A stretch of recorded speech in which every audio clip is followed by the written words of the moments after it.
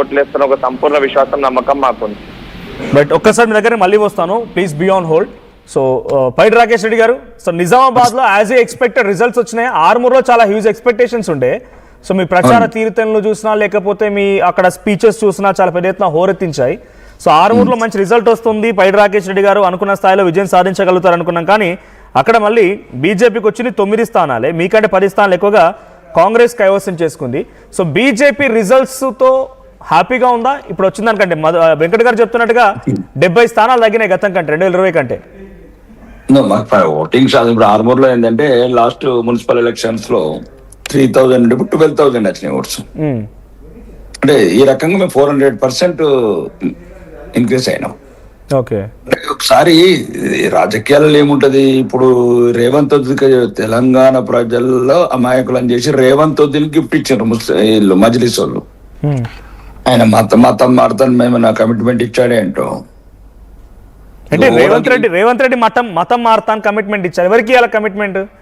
రేవంత్ అన్నాడు కదా, నేను రేవంత్ అంటే అన్నింటి విలువలకు దిగజారుతాను అన్నాడు. దేనికైనా దిగజారు. రేవంత్ అంటే ముస్లింలు అంతా ఏమనుకున్నారు, త్వరలోనే మేము మతంలోకి వస్తాడు కాబట్టి ఇంకా ఎట్టి పరిస్థితుల్లో రాష్ట్ర ప్రభుత్వం కూడా మేము మొత్తం మేలుకోవచ్చు అని వాళ్ళు ఆ రకంగా సెక్యులర్ ప్రభుత్వం కాదు ఇది. అంటే దీన్ని రిలీజియస్ కాంప్లెక్స్ గానే చూడాలా మనం? దీన్ని కూడా అంటే ఒక మతం కోణంలోనే చూడాలా ఎలక్షన్ రిజల్ట్ ని కూడా?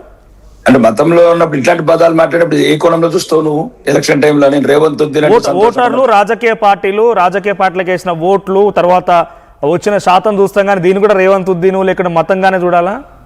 ఒక్కటే అండి, ఇప్పుడు అభివృద్ధి పదం తీసుకుంటే అభివృద్ధి ఏం చేశారో చెప్పండి. ఇప్పుడు అభివృద్ధి మీరు చెప్పండి కదా మనోజ్ గారు, ఏం చేశారు ఇప్పటి వరకు వచ్చే నుంచి 2.5 years అయింది. ఏదైనా ఒక్క డెవలప్మెంట్ చెప్పండి ప్లీజ్, అవినీతి తప్ప చెప్పండి, మీరైనా చెప్పండి. మరి పబ్లిక్ మ్యాండేటెడ్ ఇచ్చారు, ఇప్పుడు 19 స్థానాలు. మ్యాండేటెడ్ అంటే ఒకటండి, ఇది ప్రభుత్వమే అవినీతి ప్రభుత్వము, అబద్ధాల ప్రభుత్వము. ఏ రోజు గద్దెనెక్కిందో అబద్ధాలతో ఒక అమాయక ప్రజల్ని 10 రూపాయలకు ఏదో ఉచిత తాయిలాలు ఇచ్చినట్టు ఒక ఉచిత బస్సు ఎక్కించి ఒక బస్సు కొనకుండా, ఒక టైర్ కొనకుండా, లీటర్ పెట్రోల్ పోయకుండా, దాని అప్పులు తెచ్చుకుంటా భావితరాల మీద నిన్ననే చూసినాం కదా. ఆర్బీఐ నుంచి ఎవ్రీడే 2000 ఇండియన్ పెట్టారు. అంటే మొత్తం అమ్మెత్తున్నారు ఈ రాష్ట్రాన్ని. అయినది ఏం పోతుంది అంటే రేవంత్ రెడ్డిది ఏం పోతుంది, లేకపోతే ఇంకొక అందున్న నా కాంగ్రెస్ పార్టీ రాహుల్ గాంధీ ఏం పోతుంది, ప్రియాంక గాంధీ ఏం పోతుంది? తెలంగాణ ప్రజలకు తెలంగాణ రాష్ట్రమే కాదు కదా, ఇప్పుడు బడ్జెట్ ప్రవేశపెడుతుంటే ఈ రోజు అటు పక్క రాష్ట్రం ఆంధ్రప్రదేశ్ లో బడ్జెట్ ప్రవేశపెట్టారు. సో తెలంగాణ కంటే ఎక్కువ అప్పులు ఉన్నాయి అక్కడ కూడా. వాళ్ళ బడ్జెట్ లో 80% అప్పులే. నేను ఏమంటున్నాను, మనం ఇప్పుడు తెలంగాణ గురించి మాట్లాడమా, మొత్తం తమిళనాడు కర్ణాటక గురించి కూడా మాట్లాడదాం. అంటే బీజేపీ పాలిత ప్రాంతాలు కూడా మనకు కొంచెం బెటర్ గా ఉంటే మనం క్వశ్చన్ చేయడానికి అవకాశం ఉంటుంది. చాలా బెటర్. మిగులు బడ్జెట్ ఉంది దేశంలో 74,000 కోట్లతో చూపి ఎందుకు లేదండి? మిగులు బడ్జెట్ ఉన్న దేశంలో ఏకైక రాష్ట్రం అది కాదు మనోజ్. ఇప్పుడు తెలంగాణలో ఓకే, మనం తెలంగాణ ఎన్నికల ఫలితాల గురించి మాట్లాడుతున్నాం. మేము చెప్పలేదు. ఇప్పుడు నేను ఏమంటున్నా అంటే బీజేపీ ఓటింగ్ శాతం పెరిగింది, కానీ మొత్తం రానున్న రోజుల్లో కాంగ్రెస్ అయితే 99% ముస్లిం లీగ్ అయిపోతుంది. ఎట్లయితే పాకిస్తాన్ బంగ్లాదేశ్ లో అయిపోయిందో ఇట్లా ఇక్కడ కూడా ముస్లిం. నేను చూస్తున్నా కదా, నేను ప్రత్యక్ష సాక్షిని. ఈ రోజు ప్రతి చోట ఉదాహరణకి చెప్తున్నాను, ఎక్కడ కూడా ఒక్క ఓటు కూడా వాళ్ళలేదు సెక్యులర్ పార్టీలకు ముస్లిం లీగ్. మా దగ్గర 2 కాంగ్రెస్ నిలబడ్డ వాళ్ళు ఓటేయలేదు, ఇండిపెండెంట్ నిలబడ్డ ఓటేసారు.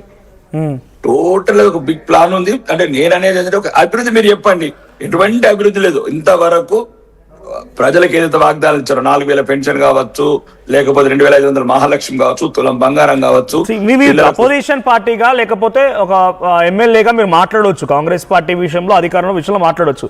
కానీ పబ్లిక్ మ్యాండేట్ అట్లా ఇచ్చారు కదా, మరి పబ్లిక్ ఏం చూసి ఓటేసారు అనుకోవాలి? దానికి ఫస్ట్ పబ్లిక్ మ్యాండేట్ ని గౌరవించాలా. అది ఫస్ట్ ఒక రాజకీయ నాయకుడు, సిటిజన్ ఆఫ్ ఇండియాగా ఫస్ట్ ప్రజలని చైతన్యపరచాలి తప్ప ప్రజలను అవమానించకూడదు. మనం వాళ్ళు ఏ యాంగిల్ తీసుకున్నారో, ఇప్పుడు ఒక్కొక్కరు ఉంటారు.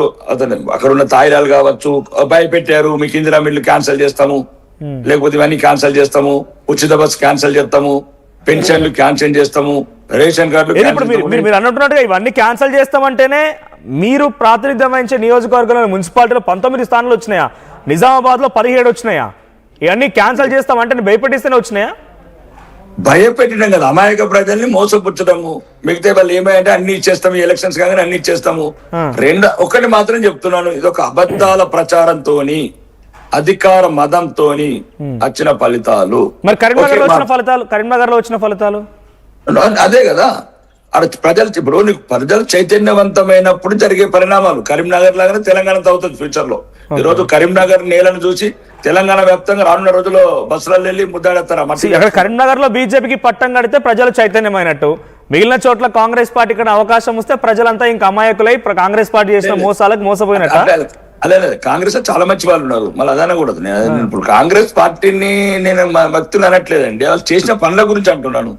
అభివృద్ధి లేకుండా మోసగారి మాటలతో గెలవడం ఇది అంటున్నాను. మరి అభివృద్ధి మీరు చెప్పండి కదా ఏం చేశారు. నేనేమంటున్నాను, ఈ రిజల్ట్స్ ఏవైతున్నాయో మీద భారతీయ జనతా పార్టీ ఒక ఎమ్మెల్యేకి మాత్రం స్వీకరిస్తున్నా. ఇప్పుడు ఆర్మూర్ ఉంది, 8-9 సీట్లు వచ్చినట్టున్నాయి. 7 సీట్లలో 12, 13, ఒక 20 లోపల 4 ఉన్నాయి, 50 లోపల ఉన్నాయి. కొన్ని చాలా పోరాడినాము, కొన్ని సంఘటనల వల్ల సుమారు మేము 16-18 ఏళ్ళకి వెళ్లాల్సింది చివరి సమయంలో కొన్ని ఇష్యూస్ జరిగినాయి. కాబట్టి ఓటమి ఎప్పుడు కూడా ఏం పాఠం కావాలి తప్ప ఓటమి ఎప్పుడు ఈ రకంగా ఉండకూడదండి. దాన్ని నిర్వసాయేది ఏమున్నది. అయితే ఇంకో క్వశ్చన్ ఇక్కడ కేవలం తెలంగాణ వ్యాప్తంగానే కాదు, ఇక్కడ డిస్కషన్ కూడా జరుగుతున్నాయి. నేను ఇందాక చూసాను కొన్ని ఇంటర్నేషనల్ నేషనల్ మీడియాలు కూడా డిస్కషన్ పెడుతున్నాయి. బండి సంజయ్ ఉన్న చోట ఆయన ఎఫర్ట్స్ పెట్టి గడప గడపకు తిరిగి ప్రచారం చేశారు కాబట్టి కరీంనగర్ లో కొంత ప్రాబల్యం కనబరిచింది. సో బీజేపీ మిగిలిన చోట్ల ఎవరు కష్టపడలేరు, బీజేపీ పెద్దగా సీరియస్ గా తీసుకోలేదు ఎలక్షన్స్ ని. ఎందుకు తీసుకోవాలి, చాలా సీరియస్ గా తీసుకున్నాను. నేను అక్కడనే ఉన్నాను 20 రోజుల నుంచి. నేను అనుకున్నంత స్థాయిలో నేను చేయలేకపోయాను. దాంట్లో ఏమున్నది, నేను ఇప్పుడు 45 చోట్ల మీకు 0 వచ్చిందంట, అక్కడ ఒక్క వార్డులో గెలవలేదు. 0తోనే మొదలైతే 100 అవుతుంది, కానీ ఈరోజు దానికి నిర్వసాయ అవసరం లేదు. ఓటింగ్ శాతం అయితే పెరిగింది కదా. ఇప్పుడు ఒకరోజు 0 అయితే పక్కన 10 పెడతాం, 100 అయిపోతుంది. నెక్స్ట్ ఇప్పుడు మాకు కూడా ఏమంటది, అధికార పార్టీ వస్తే కొన్ని రకాల అవకాశాలు ఉంటాయి. కొద్ది స్థానిక ఎన్నికలకు జనరల్ ఎలక్షన్ చాలా తేడా ఉంటది మనోజ్.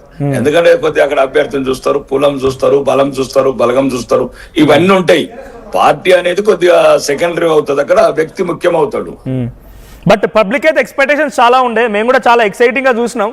ఫైర్ బ్రాండ్ రాకేష్ రెడ్డి గారు ఉన్న నియోజకవర్గంలో చాలా ఎక్సైటింగ్ గా ఆయన స్పీచ్లు, లేకపోతే ఒక అమ్మాయిని తీసుకొచ్చి కంటెస్ట్ చేయించారు. అప్పటికే ఆమె డిప్యూటీ మేయర్ అని ప్రకటించారు కూడా, ఒకవేళ బీజేపీ గెలిస్తే, డిప్యూటీ చైర్పర్సన్ అని చెప్పి.